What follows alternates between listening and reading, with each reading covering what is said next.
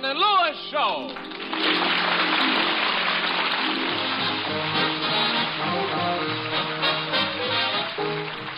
The National Broadcasting Company brings you transcribed from Hollywood, The Martin and Lewis Show. Featuring Flo McMichael, Sheldon Leonard, Ben Alexander, Dick Stabile and his orchestra, and starring Dean Martin and Jerry Lewis.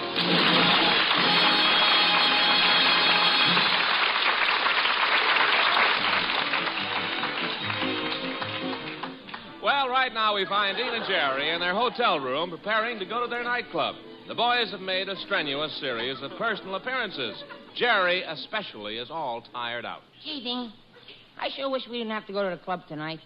I'd rather just stay here in the room and read a book or listen to our Martin and Lewis program being released at a more inconvenient time. You know, Jerry, you don't seem to have much pep tonight. I think you need some proper exercise, Jerry, and maybe a bodybuilding course. What'd you say? I said, wouldn't you like to take a course in bodybuilding? Sure, if I could learn to build one like Ava Gardner's. Jerry, I'm trying to give you advice. Can't you be serious once? Must you always play the buffoon? Buffoon? What do you mean, buffoon? I don't play the buffoon. I play the trumpet. Jerry! I used to play the trumpet back home at the Elks Club every Saturday night. Jerry, will you please stop? Dean, it's times like these that make me think you should have kept your nose and had the rest of you removed.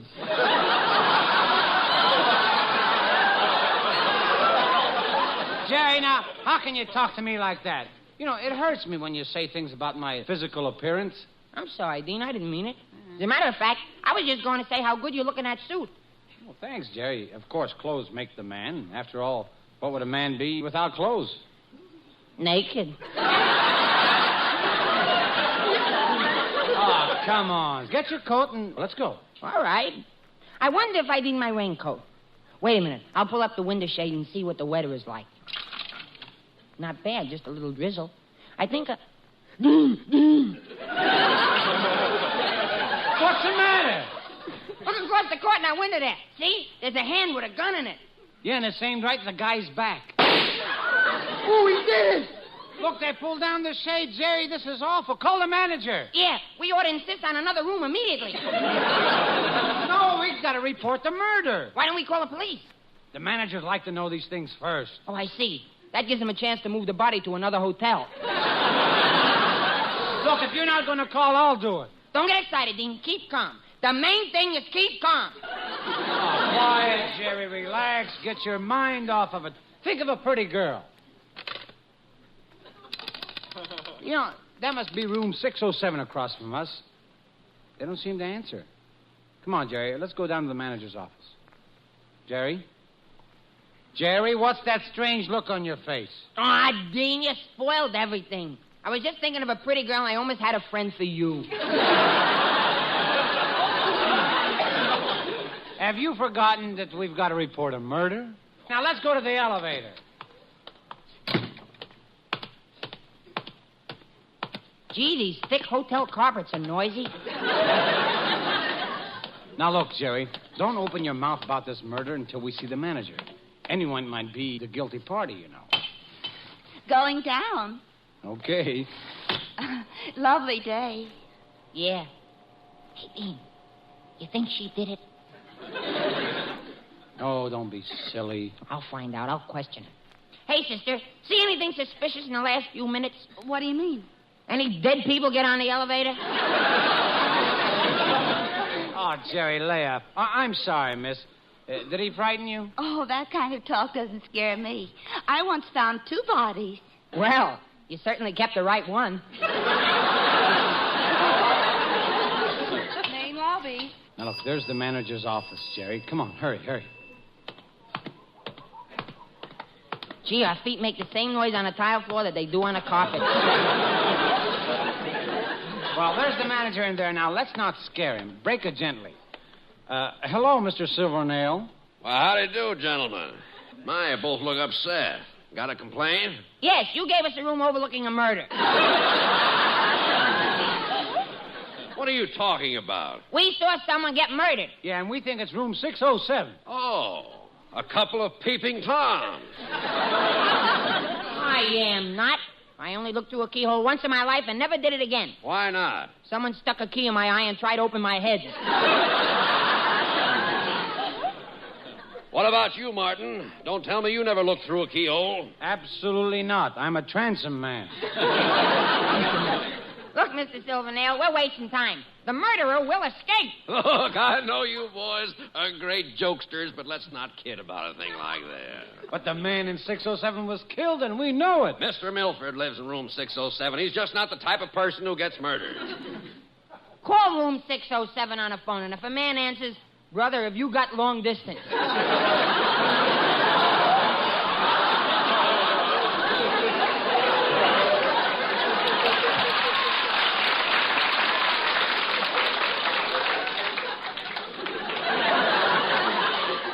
Listen, I don't have time for this nonsense. I'm a busy man. Good day. Good day. Good day. Ah, come on, Jerry. No use talking to him. You'll be sorry. Next time we see a man get murdered here, we won't tell you, and he'll just lay there running up a big bill. Ah, don't argue, Jerry. We'll just have to call the police. That's what we should have done first. Here, I'll use this phone in the lobby. Hello, operator. I want to report a murder to the police.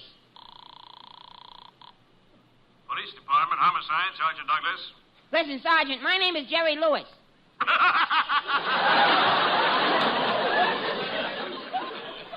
I said something.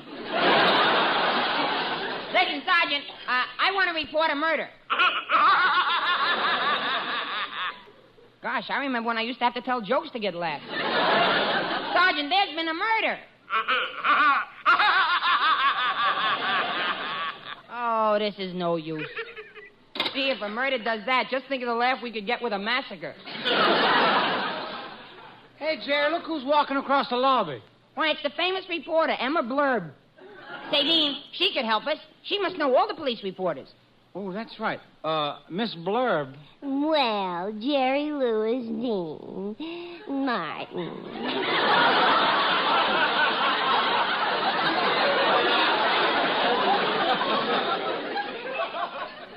Miss Blurb, we've got to talk to you. Oh, and you boys got a scoop. Someone has been murdered. Oh, a double scoop. Miss Blurb, we don't know who the victim is, but we certainly saw him murdered. Murdered in cold blood. We didn't take the temperature. We've got to get the police over here, but they won't listen to us. We thought perhaps you could call a police reporter and... Oh, I'm sorry. I don't report murders unless the victims are being sued for divorce. You mean you won't help us? Well, perhaps I will. If I'm nice to you, maybe someday if you're having a baby, you'll tell me first. If I'm ever having a baby, I think I should tell my wife first.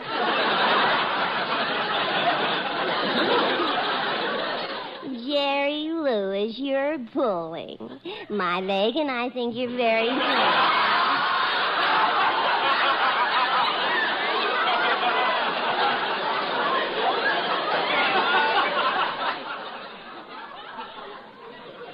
Miss Blurb, what about the murder? Oh, yes, murder. I have one thing to say to all murderers. Surely you know that you're not helping the box office any by killing people. If you must kill somebody, at least try and limit it to people who buy popcorn. And now, good night.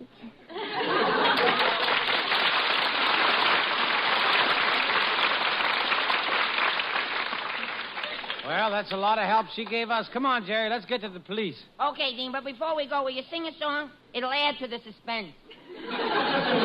But how can I sing here in the hotel lobby? Easy. There's a potted orchestra behind those plans. Well, okay, come on, stand by for telling.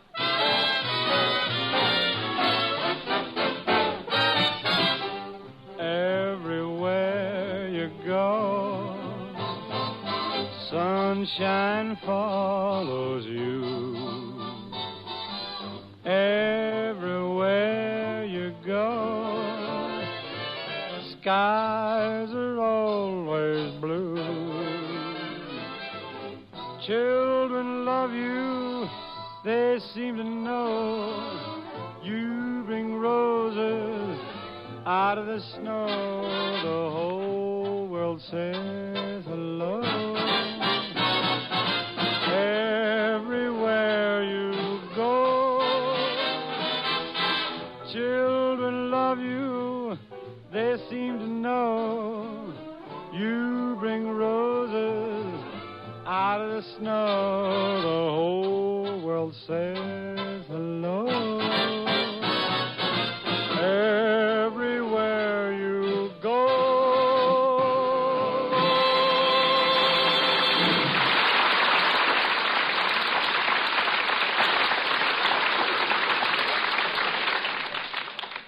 Come on, Dean, let's go to the police station. Jerry, maybe we'd better forget about the whole thing. Forget that we've seen a murder committed? Dean, what are you saying? I couldn't forget the whole thing. What would my scoutmaster say? Jerry, are you still a Boy Scout? Yes, and don't forget, a Boy Scout is loyal. A Boy Scout is truthful. A Boy Scout is trustworthy. And next week I'm joining the Girl Scouts. Joining the Girl Scouts? Why? A Boy Scout also likes to have fun.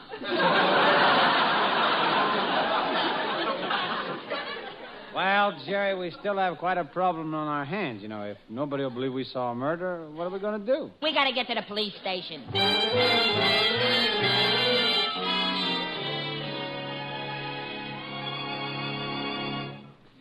Oh, this being in a police station makes me kind of nervous. Now, come on, Jerry, let's talk to the desk sergeant. I beg your pardon, sir. Oh, hello. Find a stray dog? No, this is my partner, Jerry Lewis.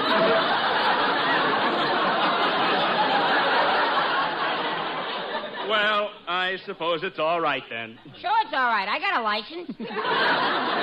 Look, Mr. Policeman, we just saw a murder committed. Yeah, over at the Plaza Hotel, and it was terrible. Blood all over the place, hollering and screaming. Oh, it was terrible, wasn't it, Jerry? Yeah, it was murder.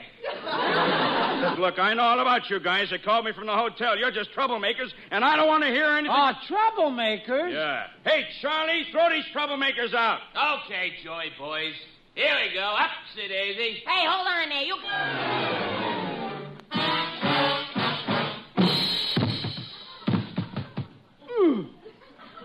Well, that was a bright idea. Now what'll we do?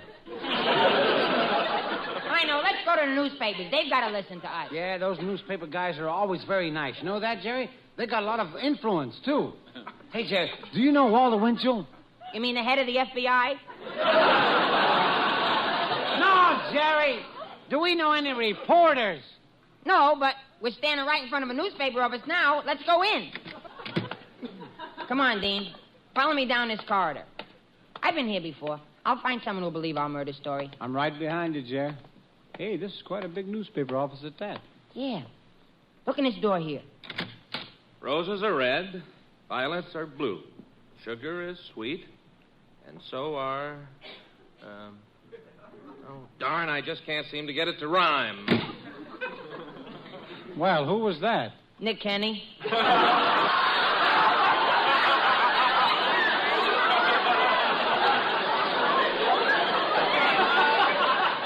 Hey, look, Jerry, there's another door. Let's look and see who's working in there. Sure. Let's see who's in there. Oh, excuse us, Mr. Pegler.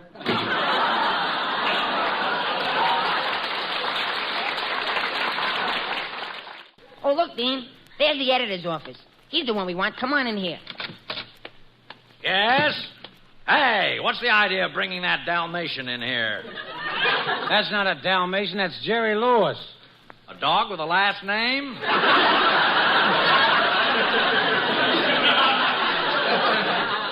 No, you don't quite understand. I'm Jerry Lewis. I'm a fella. You see, Mr. Editor, we live over at the Plaza Hotel, and we saw a murder. Oh, I know all about it. And I know all about you, too. Hey, Murphy, throw these two bums out of here. Okay, boss. Come on, kiddies. Dowdy's gonna kiss you goodbye.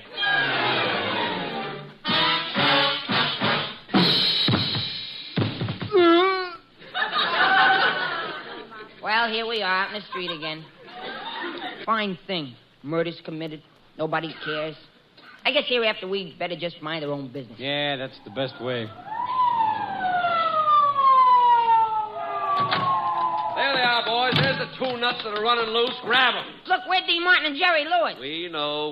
We're taking you to a nice, quiet place in the country where you can work the whole thing out. Come on, Joe. Get the jackets on them. Hey, let me go, will you? What's the idea? I'm Dean Martin, the singer. Yeah? How do I know that? Sing him a couple of notes, Dean. Yeah, listen, I'll prove it.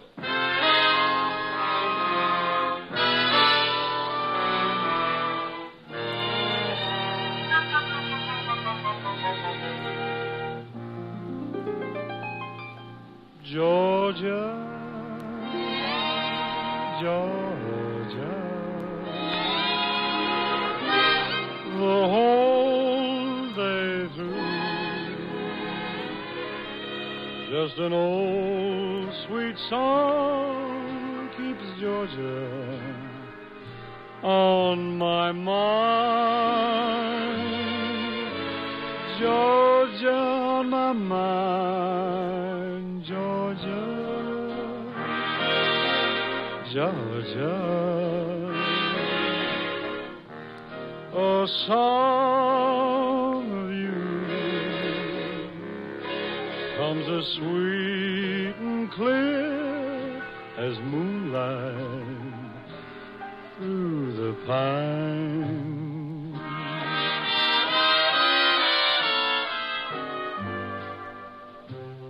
Other arms reach out to me,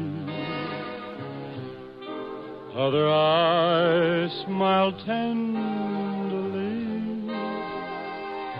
still in peaceful dreams I see the road leads back to you, Georgia, Georgia. No peace I find, just an old sweet song keeps Georgia on my mind.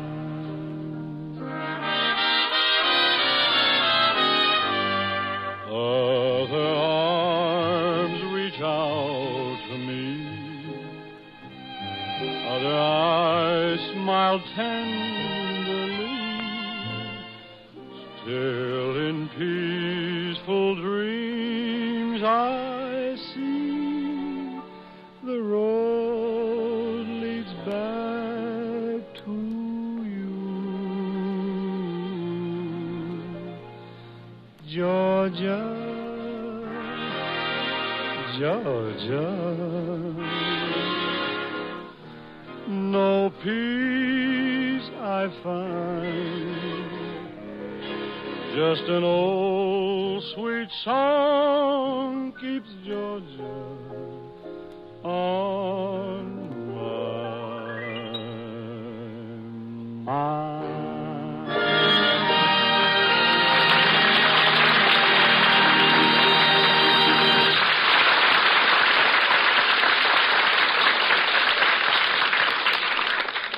Well, what do you say now, Bud? Do you believe he's Dean Martin? You convinced now? No, you're not Dean Martin. You're Bing Crosby. Come on, into the car, boys. But where are you taking us? Oh, don't worry. You'll like it there. You'll meet a lot of your old friends. Old friend? Who? Oh, like Napoleon? Napoleon? But he's been dead so long he'll never remember me. I'll introduce you. Now, come on, get in the car.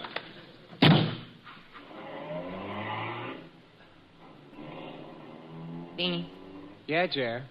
this guy's taking us for a ride, Dean. I've seen it a million times in the movies. They take us to a lonely road and leave us to die. We're lost. We wander around hopeless, starving, we're hungry. There's nothing to eat, and we finally start looking at each other like cannibals. And you come over to me and start feeling where the white meat is, and Dean, Why? take big bites, don't let me suffer. Oh, stop it, Jer. Okay, boys, here we are. Hey, Jerry, look at the sign on the gate. Dr. Heimer's Sanatorium. Sanatorium. A sanitarium? A sanatorium? A serotoninum? Oh. Why are they taking us here? We've always been sanitary.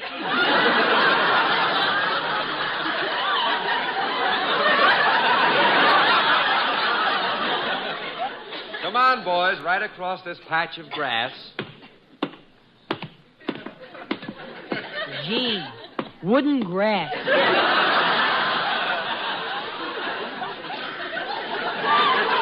Just a minute, I'll open the door. Gee, it's just like a hospital. Look at this barred door with a sign on it. It says, "Don't open this door. Men inside crazy as bedbugs." Pardon me, son. I know what the sign on our cell door says, but it's not true. We're not crazy. Would you do something to get us released? Gee, you sure sound all right to me. Don't you worry, mister. I'll try and get you out of here. Oh, thank you, son. Thank you. Believe me, if you can do it, you'll have the eternal gratitude of all us bedbugs.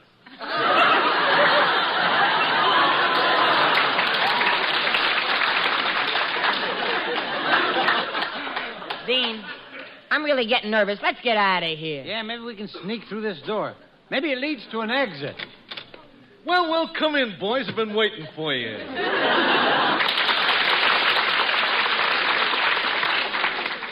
Sophie, what are you doing in a plate? Sophie! Do it again. So how's the family?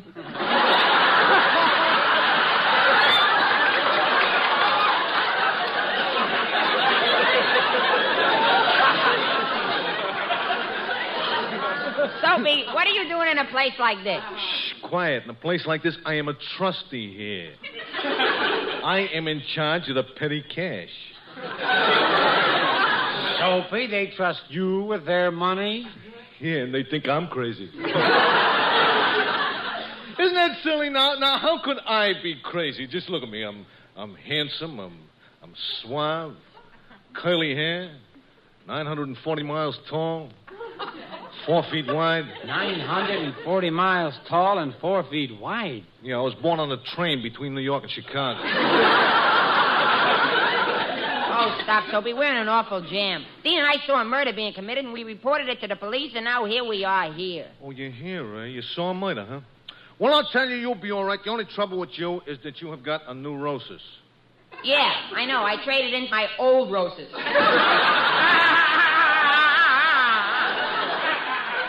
Gag for you. See, you said I have neurosis, which is a sickness, see? But when you said neurosis, I said I traded in for my old roses. It's all a form of a gag. It's just funny because the words sounded alike, and look how he's staring at me. Now, Sophie, tell us, what's the real reason that you're here? Well, I'm learning a business, you know. I may open up a place of my own. Well, where will you get the customers? Why, all of my friends will come. Oh, you haven't got any friends who belong in a place like this? Haven't I? I certainly do. Certainly do. I got... One of them is in the third cell down the hall now. Guy thinks he's an airplane. Hey, look, here he comes now.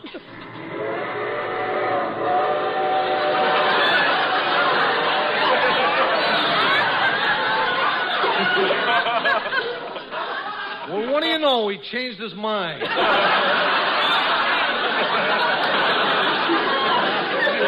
look, fellas, I'll tell you, I'll see if I can get you. I'll see if I can get you out of here. But first, let's see if we can convince the doctor that you are sane, eh? Come on. Oh, come in, gentlemen. Come in. Oh, you'll have to excuse me, but I feel terrible. Bad news, very bad news. I lost my uncle in the East. He stepped down to get into a Hudson. What about it? It was the Hudson River. Hey, Soapy, isn't this guy slightly nuts himself? Well, I'll tell you, I wouldn't be surprised. He's got a good reason. You know, once when he was operating on a patient, and after he sewed him up, found out that he left his telephone inside. Hey, that's terrible. That's what drove him out of his mind, eh? Oh, yeah, naturally. They were phoning him from Hollywood calling. All right, now, we'll give you the word association test. Just say the first word that pops into your head. Ready now? Table. Girl. Carpet. Girl. Chair. Girl. This little schnook is really nuts. He thinks he's Errol Flynn. Come on, Jerry. Do it right or we'll never get out of here. All right, now, once more. Cat. Meow. Dog. Towel. Boom. What was that? Cannon towel.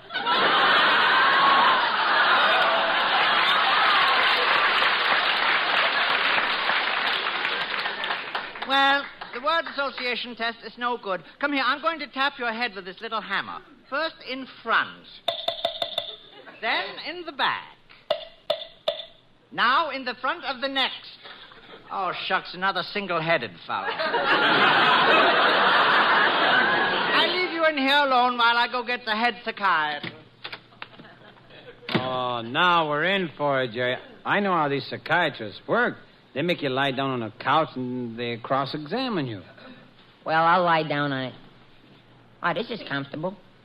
So these guys just ask a bunch of questions, huh? Start talking, Jerry. What'll I talk about? Tell me, did you ever have dreams as a child? No. You see, I was an incubator baby. Do you have dreams now? Yes. What do you dream about? Pressure cookers. Well, let's try another angle. How much is 1 and 1? 2. How much is 2 and 2? Let's go back to 1 and 1. Jerry, cut that out. Come on, I hear footsteps in the hall. Oh, the psychiatrist was busy at the meeting, but I told the board about you two and got a ruling on your case. Now, I don't want you to be hurt, but it's obvious that you two are not quite like us. Come on, Doctor. What's the ruling? Get out of this asylum immediately, both of you. Get out? Yes, and don't you dare ever come around bothering us bedbugs again.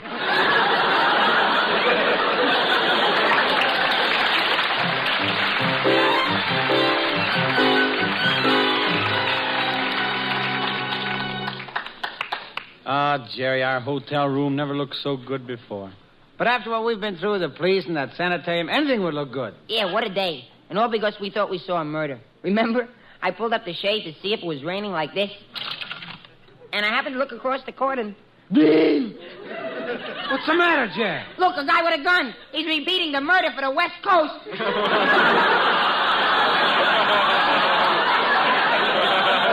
Well, wait, I'll call the police. No, that won't do any good. Look, he's... Jerry, we've got to get the police. Yeah, no. Wait a minute. Jerry, what are you laughing at? Look, the victim just turned into a can of red hot dog food. Jerry, you're hysterical. No, I'm not, Dean. Don't you see? All this trouble was for nothing. There were no murders. All the time we've been just seeing a television show. Doggone those new 72-inch screens. Come on, Jerry. Good night, folks. See you next week, everybody. Good night.